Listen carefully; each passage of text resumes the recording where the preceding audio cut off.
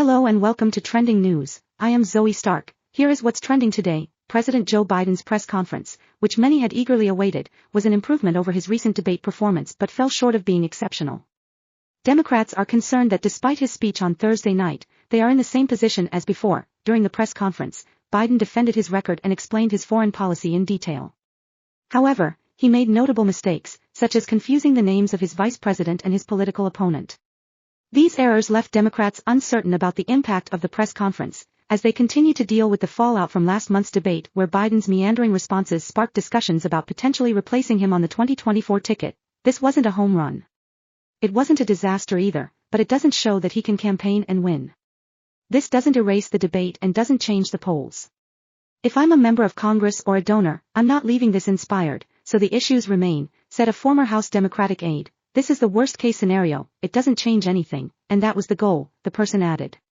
We're still stuck. Biden began by highlighting the success of the NATO summit, emphasizing the alliance's increased strength and size under his leadership, while criticizing former President Donald Trump's skepticism of NATO. Have you seen a more successful conference? He challenged a reporter during the question and answer session.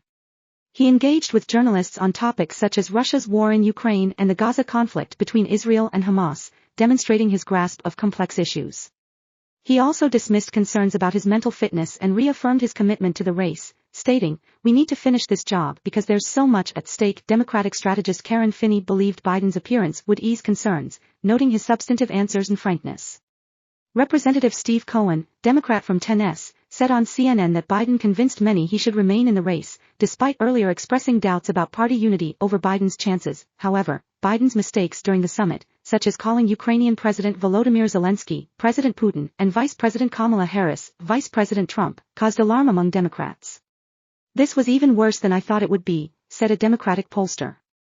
It was over the moment, he said. Vice President Trump. Although Biden did not face an immediate surge of calls to drop out, he experienced a setback when Representative Jim Himes of Connecticut, the top Democrat on the House Intelligence Committee, released a statement urging Biden to step aside, citing his legacy and achievements. Representatives Scott Peters, Democrat from California, and Eric Sorensen, also called for Biden to drop out. The press conference did little to change the opinions of the Democratic political class, who remain divided on whether to push for Biden's removal or support him. There were no disastrous mistakes. His economic vision was clear. But we'll still wait and see because nothing else has changed, said Democratic National Committee member James Zogby. This was the worst-case scenario for Dems, said a battleground Democratic strategist. The president and his team will see this as a huge success, while everyone else will see this as another example that he's past his prime to win.